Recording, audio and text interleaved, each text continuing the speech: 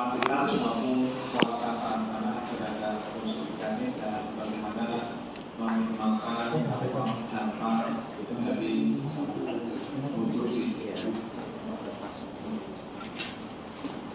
Nah ini kalau kita mengacu ya pada faktor yang mempengaruhi terhadap konstruksi tanah dan konstruksi bangunan khususnya adalah ya, jadi terowongan itu kalau kita terowongan ya khususnya tidak hanya di terowongan tapi sebenarnya pada semua konstruksi permukaan yang ada di bawah. Yang pertama adalah tentang kualitas tanah. Kualitas tanah satuan. Anda tahu kemarin ya ada Rotmas Tracknya, Rotmas Conformity, Track Geographic, Quality, dan sebagainya. Ya, jadi Rotmas Quality, Rotmas Ratingnya seperti apa. Kemudian yang secara mekanikal proses itu adalah gaya yang bekerja dan AMK. Yang antara itu menjadi uji bagaimana kita salah satu hal yang perlu dipertimbangkan pada waktu kita mengurusi ada di yang pertama adalah efek terhadap kuantitas. Efek dari kuantitas tanah terhadap konstruksi teknik itu yang pertama adalah mading, pembanjiran. Terutama pada kegiatan kita melakukan penggalian yang memotong permukaan tanah. Nanti kalau ada hampir dikatakan pasti ada memotong tanah, sehingga harus dilakukan mitigasi. Nggak mungkin kita menambang itu sambil menyelam. Ya. Nggak mungkin menyelam kalau menambang. Yang ada itu mungkin sekarang tambang itu pakai tambang dredging. Jadi dredging itu menambang air ya, misalnya yang ada di Bangka Belitung dengan menyedot material sedimennya. Ini yang material sedimennya nanti baru ditutup. Walaupun nanti kalau kita sedot ya pasti yang tersedot itu tidak hanya sedimennya, tetapi ada tumbuhannya, ada limbah, itu yang pasti akan menunjukkan perbedaan lingkungan. Ya. Kalau Anda pergi ke arah yang Bantul itu sudah ada tambang itu dengan disedot pasir yang ada di pinggir sungai itu sudah ada. Sehingga salah satunya adalah disedot pasirnya. Karena relatif ke Bantul sehingga pasirnya itu dalam kasar nggak bisa, masih bisa ya. Tapi kalau kita nyedot di daerah sini nggak bisa. Karena nanti ada boulder masuk mesinnya yang rusak. Kemudian yang kedua itu adalah tentang swelling potensial. Jadi potensi terjadinya pengembangan ya, dari material karena ada pertumbuhan, khususnya adalah pada material untuk yang dia adalah mempunyai swelling, nilai swelling yang cukup tinggi, ya, tidak semua lekuk.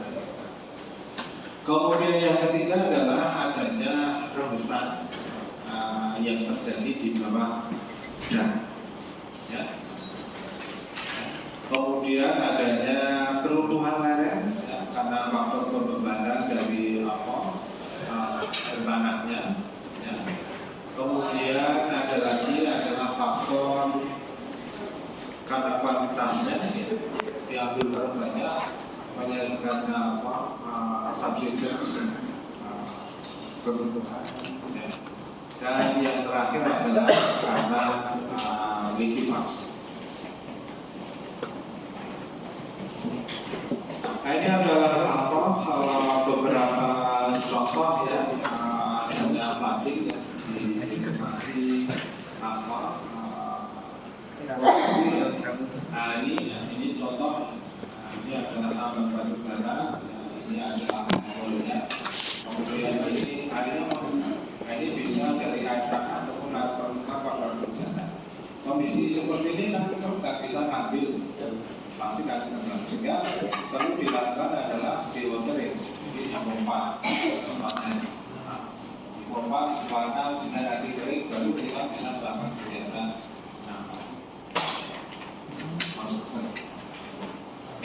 juga contoh menunjukkan bagaimana kalau kita melakukan kegiatan pembuat terowongan permukaan, tahu-tahu dapat lapisan air yang tekanannya itu sangat tinggi. Ini artinya di permukaan yang kalau kita lihat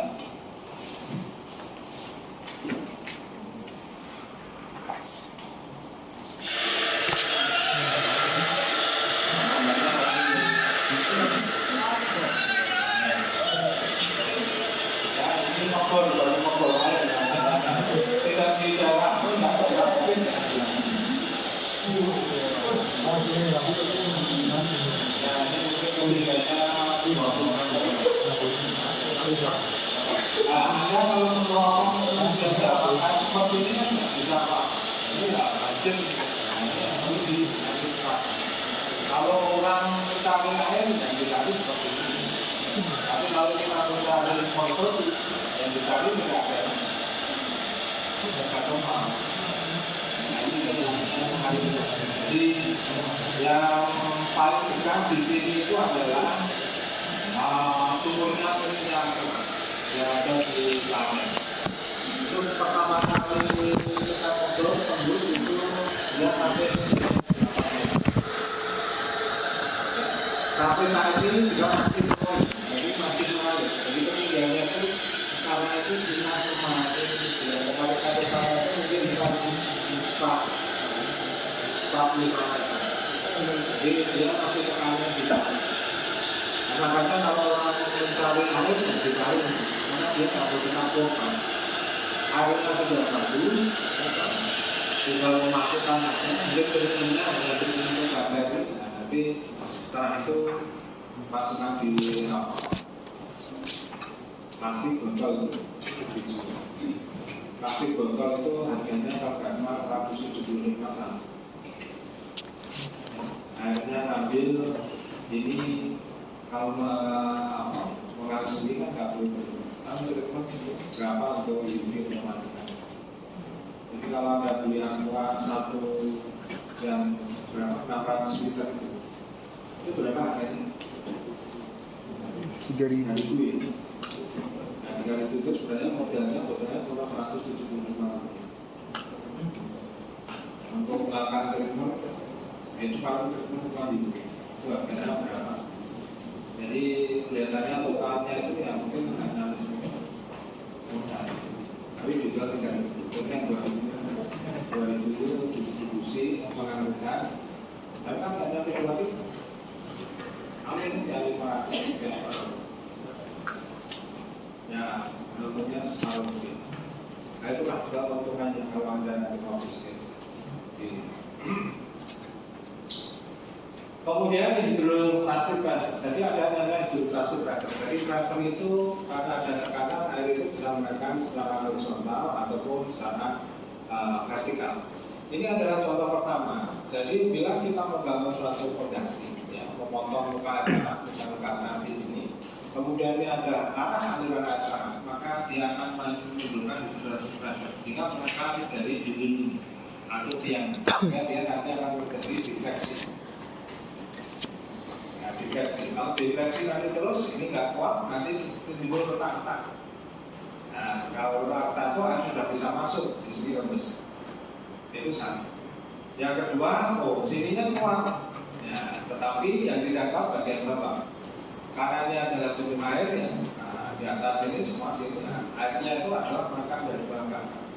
Jadi kalau Anda nanti pergi ke mall, nanti bisa dilihat dindingnya apakah rembes atau di bawah. Dasarnya itu keluaran ini adalah dari hidrostasi. Nah, biasanya hidrostasi pressure itu ini membuat heaving, jadi dia akan menurunkan karena ada pressure. Ya, itu yang terjadi.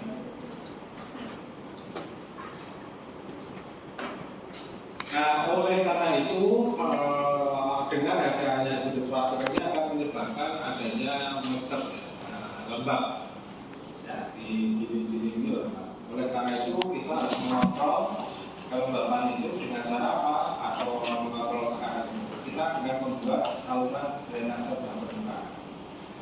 Jadi saluran drainase permukaan ini ada pipa, lubang-lubang, kemudian diisolasi sedikit sehingga air itu bisa masuk ke sini. Atau di bawah dari basementnya itu adalah kita buat subdrainage yang material yang porus sehingga air itu bisa mengalir bukan ke atas tapi mengalir ke sisi yang lain. Ya, itu yang bisa dilakukan.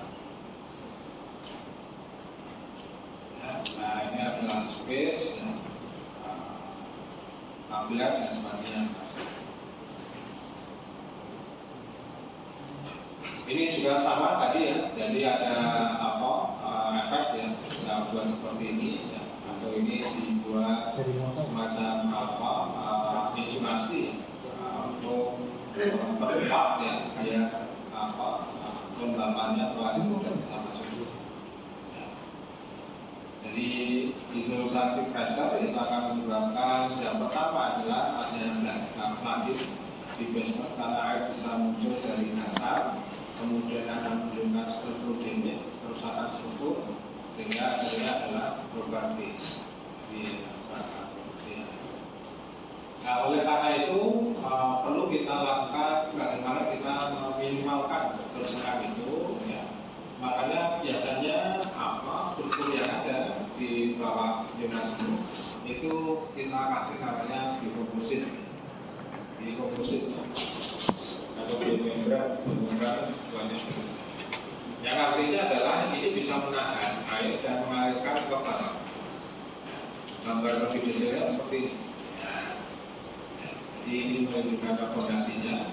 Ini adalah gulungannya ya, sehingga air itu adalah bisa mengalir ke bagian bawah. Itu yang bisa di.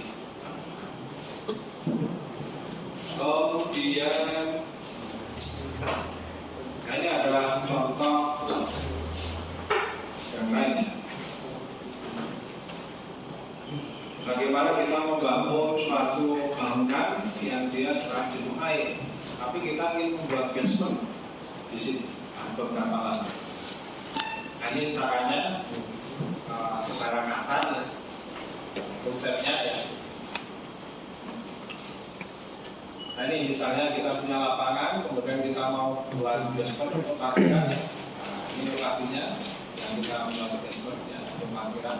Ada beberapa lantai. Nah ini adalah tingkat jenuh airnya yang warna hijau ini. Nah nanti ya kita membuat dindingnya dulu untuk mendekat ya antara bagian sini sama bagian sini, nanti akan kita menggunakan. Ya. Jadi materialnya semua, ya. Kemudian nanti semacam membuat dindingnya dulu.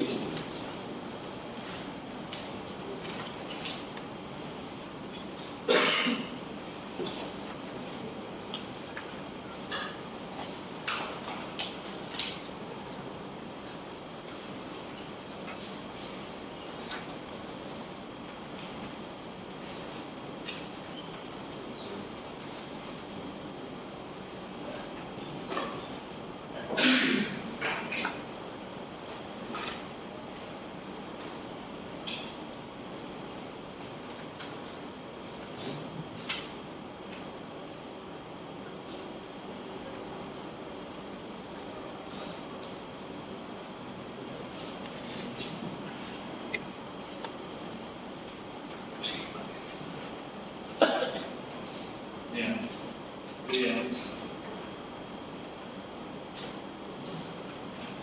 Diturunkan ya. Nah ini dikasih rockball ya, biar ini nggak butuh ke sini.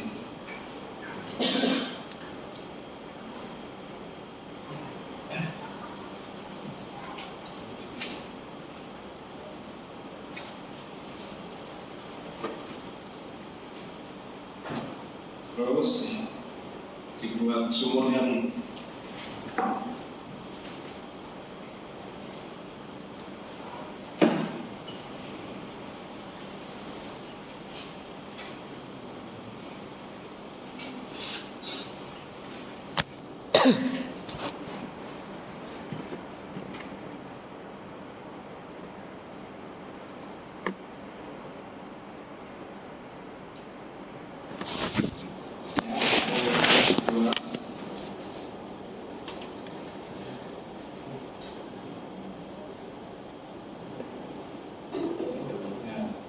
dibuat sumurnya. Nah ini dibuat sumur ya, pompa-pompanya, nah ini dipompa turun. Karena ini sudah dikasih barrier, tanah di sini masih tinggi, tapi di sini dipompa turun. Kemudian dialirkan di sini, kemudian dibuang. Semuanya sudah diturunkan. Jadi pompanya tidak hanya satu ya, nah, dua. Banyak ya.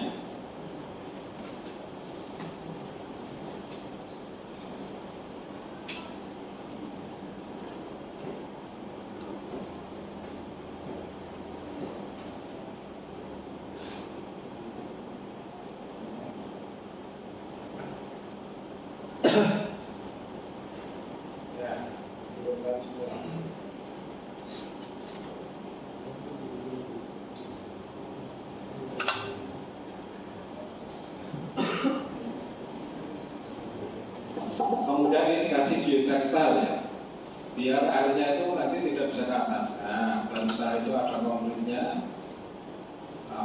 tulangannya, kemudian ini pasang konkretnya, ya. Kemudian ini adalah dikasih tangganya lagi, atasnya dikasih, kemudian airnya lagi, tangganya dikasih. Nah, ini dipompa terus ya, ini sama. Lalu setelah itu apa yang dilakukan? Yang dilakukan ini adalah di plak.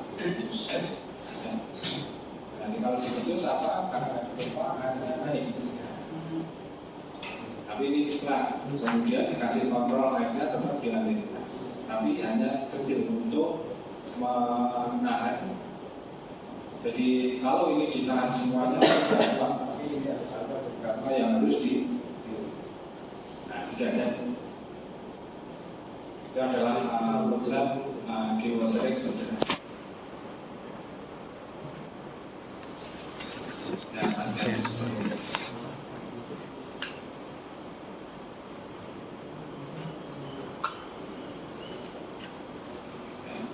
Itulah cara dewatering. Yang sifatnya itu tidak permanen, selesai mengembalikan. Ada yang permanen itu dibuat terus. Kemudian adalah tentang swelling ya, potensial, khususnya di lapisan lempung. Ya. Jadi mineral lempungnya ya. Jadi kenapa kok mineral lempung penting? Karena ada beberapa kasus mineral lempung ini menyebabkan konstruksi yang ada itu adalah rusak. Rusak apa? Karena dia ada yang mengembang, ada yang bagus. Jadi kalau Anda mungkin kemarin ya ada yang di air di daerah pegunungan Kanyang, khususnya adalah daerah yang masuk daerah Gerobokan, ya, Bojonegoro. Nah, itu kenapa kok jalannya itu rata-rata semua tidak beraspal, tapi dia menggunakan jalan yang strukturnya itu adalah urban. Karena apa? Karena adalah sebagian besar adalah dia terus oleh mineral tanah. Sehingga pada waktu hujan maka dia akan mengembang, tapi pada waktu musim kemarau dia akan retak. Nah ini kalau dia pakai strukturnya lempung aspal itu lentur, jadi sehingga dia ya kalau ada beban pada waktu hujan banyak, karena bawahnya nggak kuat. Ya. Tapi pada waktu kemarau dia mangkrak retaknya itu sampai ke atas, jadi sehingga merusak jalan, sehingga struktur yang lentur itu nggak sesuai. Maka diganti dengan beton. Kalau beton kan nggak salah, yang bawahnya mengembang, nah dia semuanya dari monolit, dari satu. Sehingga beban itu tidak ada tidak beliau dan sebagainya. Itu adalah ya. Ini adalah jumlah lempung yang balik ya. Sebenarnya untuk lempung sendiri tidak semuanya itu adalah jelek kalau dia terkena air. Lempung-lempung yang berbahaya Isolating itu adalah ditunjukkan dengan nilai angka mixing kapasitasnya tinggi dan juga masuk permukaannya yang surface area-nya tinggi. Nah ini adalah jenisnya adalah monopolilit, ya. Kemudian adalah vermiculite. Nah ini yang expanding, ya. Misalnya kalau lignit, ya, klorid, dan sebagainya. Makanya kalau orang membuat keramik itu tidak pernah dia menggunakan lempung yang banyak monopolilit. Ya, karena apa? Nah, nanti kalau dipanaskan, dibakar mesti pecah. Maka dia memilih yang kalau ini bukan yang expander, bukan yang dia sebagai. Karena swelling itu bisa membesar volumenya sehingga dia bisa mendorong iklan yang ada di sekitar. Itu adalah mineralnya.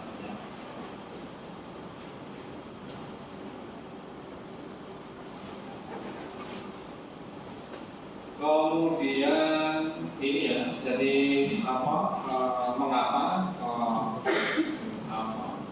thickness-nya dari berhubungan dengan jadi pada prinsipnya surface ya, area yang tinggi itu dia lebih atraktif. Contohnya ya itu tadi kaulit dia kecil sehingga suaranya nggak ada, kalau ilit apalagi seperti itu besar. Kemudian air itu adalah berfungsi sebagai pelumas yang baik. Kalau Anda pergi jalan-jalan pada musim kemarau ini di daerah yang itu, mungkin tidak akan pernah terbiasa.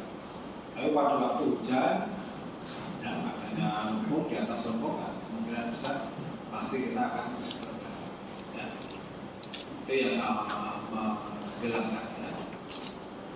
Nah, ini mengapa air itu bisa menyebabkan dia mineral lumpur itu adalah pengembang, karena air itu adalah bulan itu dalam arti dia bisa bersuap muatan yang khusus cepat mereka. Kemudian Anda tahu bahwa air itu juga mengandung major ayam sama kalium, major ion. Kemudian adalah air mempunyai physical size-nya, ukuran size-nya.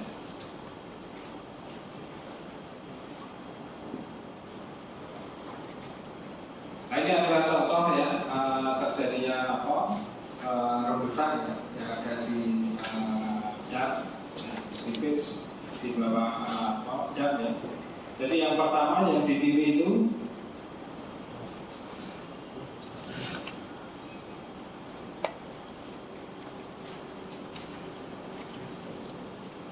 ya, yang di kiri itu ya terjadi karena di bawahnya itu ada retak-retak. Retak-retak dia itu bisa masuk, walaupun batuannya masih keras tapi ada retakan sehingga dia masuk ke sini. Makanya setiap kali kita membuat bendungan itu biasanya di bawahnya itu akan dilakukan grouting. Jadi grouting itu apa? Grouting itu adalah menyuntikkan material semen, tapi semen khusus bukan semen yang besar, disuntikkan sehingga nanti bisa mengisi rongga-rongga atau retakan-retakan ini sehingga air tidak bisa masuk. Ada juga yang kasus di sini adalah dia terjadi tilting. Jadi karena ada gaya di sini dan gaya amplif air yang ada di sini sehingga ini menyebabkan ini. Ini perusahaan yang sering terjadi. Ini contohnya adalah kasus yang ada di situ pintu. Ya, situ pintu yang dulu terjadi keruntuhan. Ini adalah kayak waduk lama. Ya. Ini sebenarnya sudah ada tanda-tanda adanya besar tapi terlambat mengantisipasi ya. Kemudian di bawah ini sebenarnya tidak boleh, tapi banyak pemukiman yang ada di situ. Itu juga sebagai salah satu ya. Kemudian ini ya, bagaimana cara kita menghitung dari ini aliran rembesan. Aliran rembesan itu bisa kita ini misalnya bentukannya. Kemudian ketika bukan tanahnya yang di atas, yang di bawah, kemudian kita buat jalur-jalur. Jadi ini kayak apa ya? Pipa ya, yang mengalirkan. Ini ada 1, 2, 3, 4, 5. Kemudian ini adalah ekuipotensialnya, kita gambarkan ya. Ini perbedaannya 17 berarti 1, 2, 3, 4, 5 sampai 17. 17.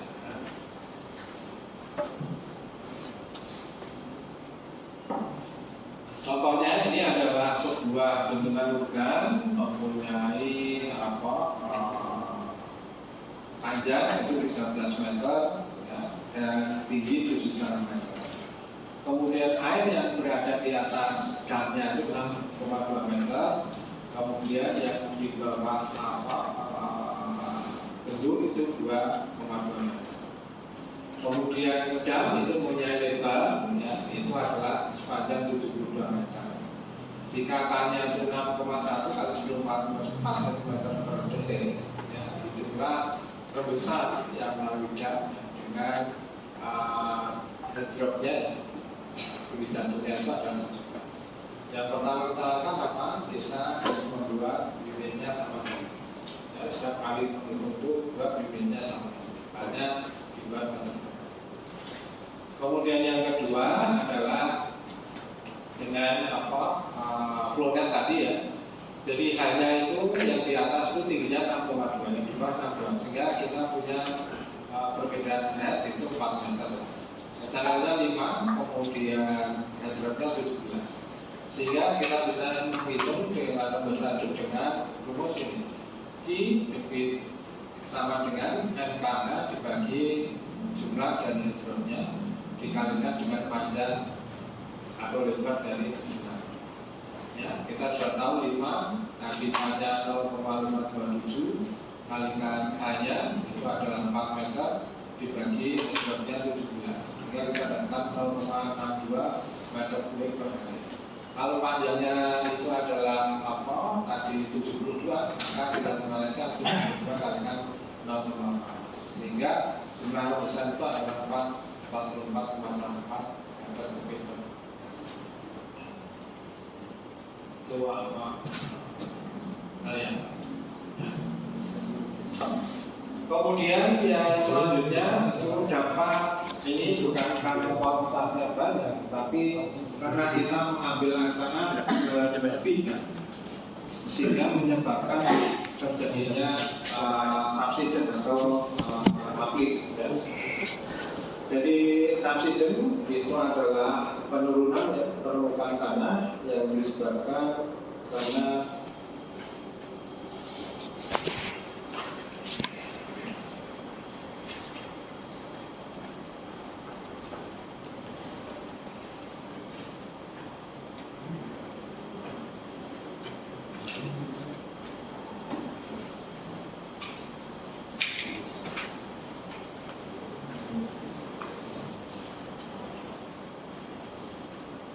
ya, jadi ada subsiden dan uplift ya.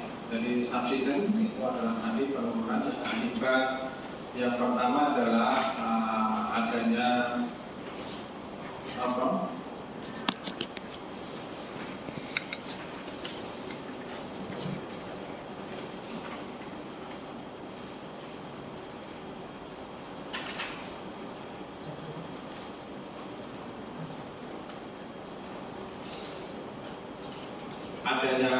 pengambilan air tanah yang berlebih atau tidak. Yang kedua juga karena adanya rongga ya, yang terjadi di bawah permukaan. Bisa karena akibat pertambangan atau bisa karena proses pelatihan. Kalau dan itu biasanya uplift, perubahan kondisi bawah permukaan akibat adanya tanah ekspansif. Tanah ekspansif ya tanah yang tadi yang lempung tadi.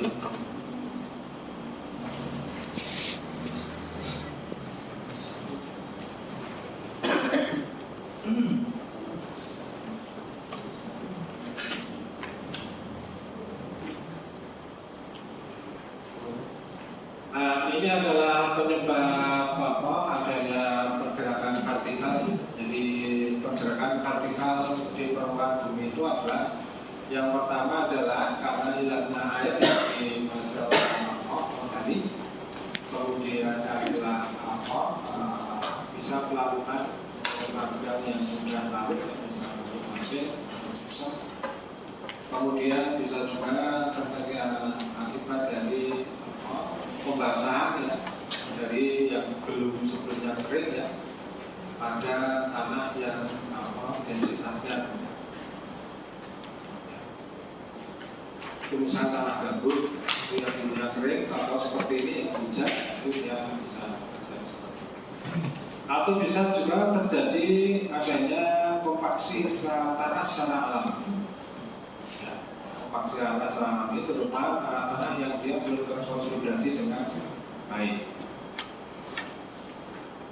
Kemudian ada tambang bawah permukaan ataupun pengambilan fluida yang banyak. Pengambilan fluida banyak. Walaupun sebenarnya kasus-kasus yang misalnya di Kalteng yang sekarang menjadi pilihan atau pendahulukan itu, dia sudah terjadi ada penurunan. Cuma penurunannya itu tidak separah yang terjadi di daerah kota besar Jakarta ataupun Semarang. Jadi kalau di Jakarta Semarang itu dia mengambil airnya dari mungkin kedalaman 300 meter. Tapi kalau di yang di minyak itu kan kedalamannya mungkin sekitar 2 km, sehingga responnya lebih lambat dibandingkan yang dangkal. Dangkal itu responnya lebih. Dan di sisi lain memang belum ada penelitian ya, karena penurunan ini tidak hanya dipicu oleh adanya pengambilan tanah, tetapi juga bisa dipicu karena adanya beban yang sangat berat di bagian permukaan, sehingga bisa mempercepat proses konsolidasi tersebut sehingga terjadi subsiden. Atau bisa terjadi karena selain adanya pengambilan air ya, ada beban, ada juga adalah pengaruh karena dia adalah proses alam. Anda tahu bahwa di daerah pantai itu kan rata-rata pendapatnya adalah partai dari dampak pantai dan sebagainya, sehingga belum dia terkonsolidasi lemahnya. Walaupun tidak ada beban, tidak ada pengambilan air, ya, kemungkinan besar dia juga akan mengalami satu kerusakan alam. Ya. Itu yang terjadi.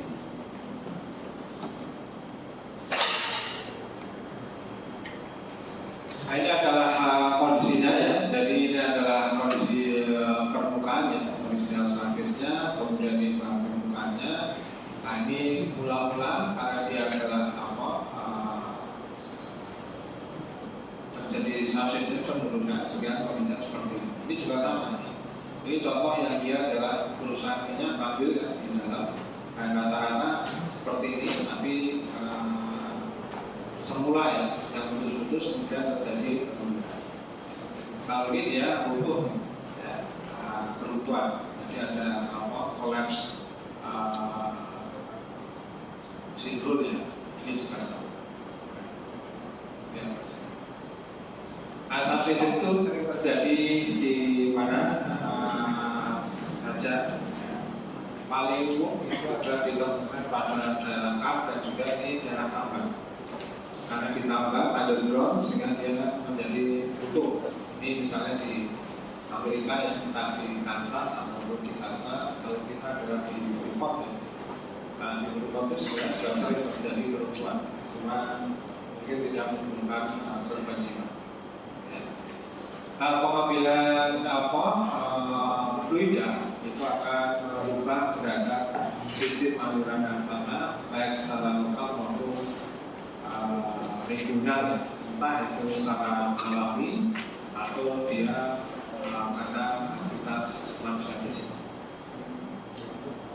Nah, ini adalah contoh ya, kalau Anda lihat di kota-kota besar, biasanya kalau gedung yang tinggi, maka dia akan membuat strukturnya itu adalah fondasi dalam, fondasi badan dengan tiang.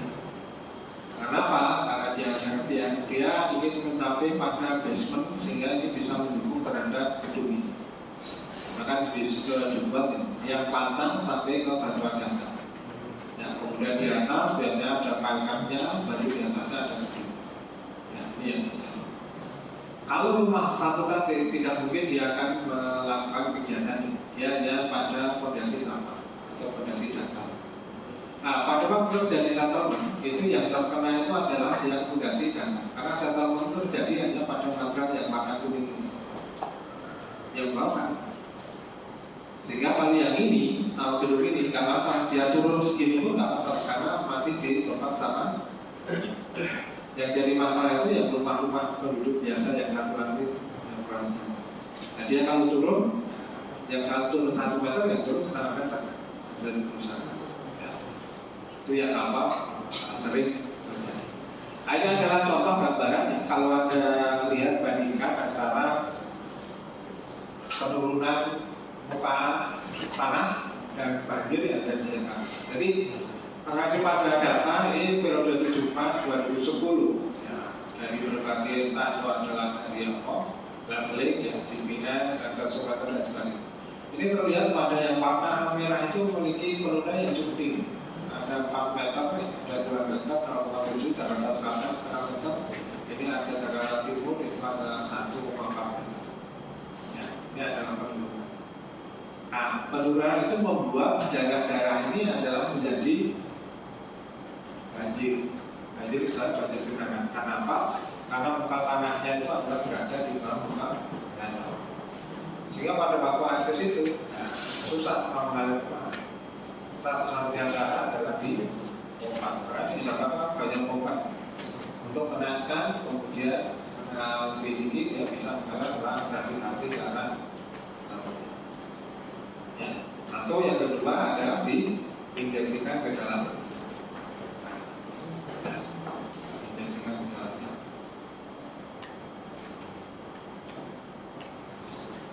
Kemudian pengaruh selanjutnya itu adalah tentang pelarutan tabung sampah. Nah, pelarutan itu terjadi karena apa? Karena ada reaksi antara material batuan dengan air. Khususnya di sini adalah air hujan. Ini semuanya adalah air karena penetapan.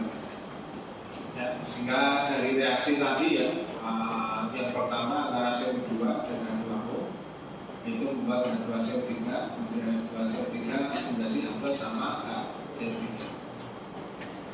Ya, itu adalah sumber karbonat.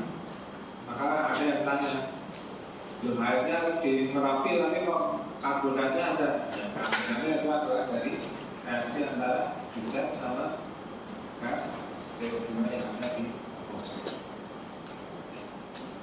Nah, ini biasanya dia akan larut ya pada kalsit, ya, batu kamping dan sebagainya membentuk penampakan kas.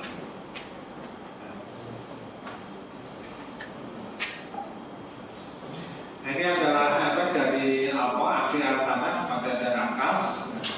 Kas itu biasa terbentuk batu kamping. Jadi pelarutan itu akan terjadi pada air yang mengandung pH reaktif asam. Jadi pH air hujan itu rata-rata dia 6, nggak ada yang 7, dia 6,6.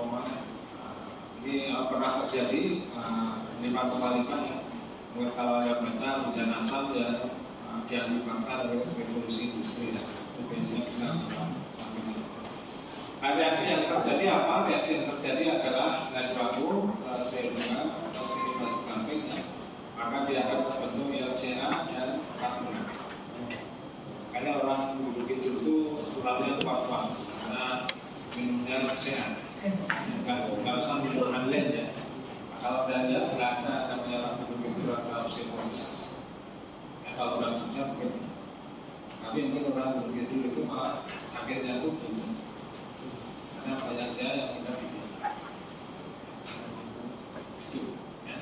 Soalnya makanya harus kalau dari tidur minum dulu ya saya jadi kalau ada masak itu saya ada putih yang memasak air itu sedikitnya putih-putih banyak ya. Nah, ini kalau istilah itu saya kira Anda sudah tahu semakin bisa ada yang atas yang sakit adalah yang geografi. Jadi nanti Anda mengembangkan suatu wilayah apapun, khususnya di daerah khas, maka harus hati-hati adanya struktur di masyarakat. Mungkin pernah baca di majalah dan koran. Jadi ada yang terjadi di Papua itu ada orang Islam dari India tiba-tiba habis kemudian hilang. Itu ada kemungkinan karena di Kuala Lumpur itu sebagian besar wilayahnya ada Batu. Jadi adanya orang Nables itu bisa dua kemungkinan. Yang pertama itu memang ada struktur gua atau toga di bawah permukaan akibat proses pelarutan secara alami, atau bisa disebabkan karena adanya struktur drainase yang ada di bawah permukaan atau man-made structure. Ya, dia dengan berjalannya waktu dia menjadi rapuh. Entah rapuh itu karena dia strukturnya atau mungkin karena ada air yang bocor sehingga mengurusi bagian luar. Sehingga pada waktu atau bagian luar bagian atas. Sehingga pada waktu orang jatuh, kalau hanya runtuh di bawah tidak ada aliran, itu kita turun pasti ketemu. Cuma kan nggak ketemu. Semua dicari kan nggak ketemu. Berarti di bawah itu masih ada aliran, sehingga orang jatuh kemudian terbawa aliran. Nah, nggak tahu. Orangnya nggak ada di situ. Kalau kita turun, dan nggak ada karena dia terbawa. Itu bisa terjadi seperti itu. Di daerah Hulu Kidul banyak terjadi untuk kasus-kasus yang terjadi menggunakan sistem tiap tahun ada diameternya ada besar. Pernah ada juga orang kehilangan dapurnya, tahu pagi bangun dapurnya banyak. Itu karena itu terjadi. Ya. Nah, sehingga kalau kita mengembangkan sama dengan kalau ada UNY itu kan bangun kampus baru di daerah perbatasan antara Semarang sama Wonosobo. Itu baru gedung 1 tahun daerah 1,5 kilo ada yang diambil. Kemudian mereka minta kita untuk melakukan survei untuk memproduksi kondisi pertanian. Memang kita temukan. Jadi di kedalaman 5 meter aja sudah ada 12,5 meter. Di kedalaman 12 meter kita dapatkan 1,5 meter. Di bawahnya lebih berat, sehingga kita minta untuk relokasi untuk menempatkan gedung-gedungnya itu bukan di atas tadi, tapi ada lokasi yang tidak dilewati. Ini yang harus diperhatikan. Nah, ini yang menjadi tantangan pertanyaan saya itu tentang jalur lintas selatan. Jalur lintas selatan itu apakah memang di bawahnya itu sudah aman atau jangan-jangan dia ada sesuatu. Nanti mungkin satu lagi selanjutnya. Nah, ini adalah contoh kolaps dulu ya. Jadi kolaps itu runtuh. Kolaps seperti ini, kemudian dia ada tanda yang beliau ya. Ini boleh sebutkan tahu-tahu dia runtuh. Ini adalah kolaps. Kemudian ada subsidence. Subsidence itu ya seperti ini, kemudian ada seperti ini, dia turun. Turun kemudian terisi oleh air menjadi telaga. Kalau di gunung itu kan ada bentukan telaga, tapi kalau musim kering habis ya. Dulu pernah ada dari Kementerian PUPR itu verifikasi telaga yang ada di gunung. Jadi biar tampungannya lebih banyak, maka dia diperbesar. Ya, tapi betul tampungannya lebih banyak, tapi malah menurutnya lebih banyak. Karena apa? Karena yang bagian bawah ada lembungnya ini diambil juga. Nah, absen mengambilnya kan tidak. Nah, semuanya air. Ini yang terjadi. Ini adalah contoh relasi. Anda tahu ini di tengah-tengah jalan ini juga sama. Di jalan ada rumahnya juga.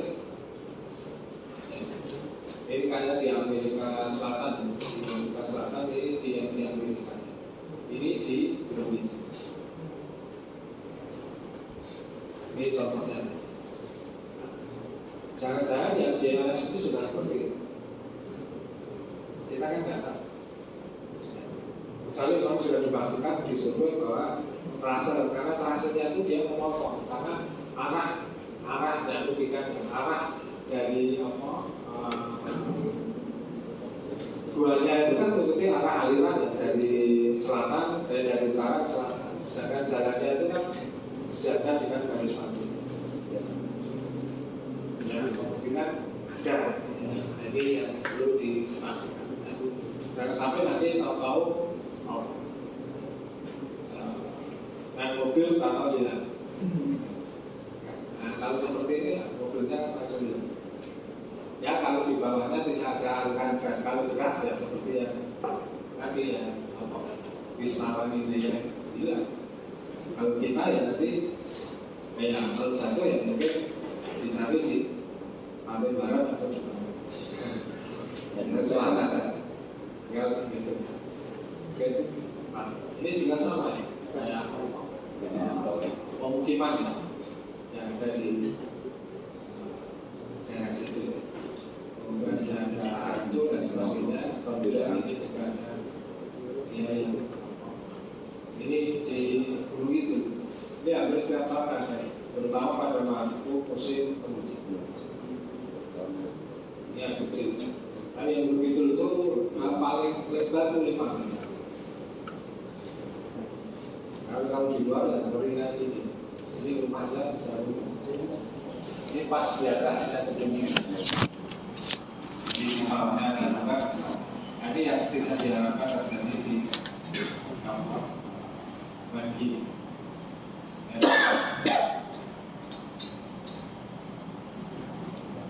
Saya kira saya sampai di sini. Saya punya waktu sekarang.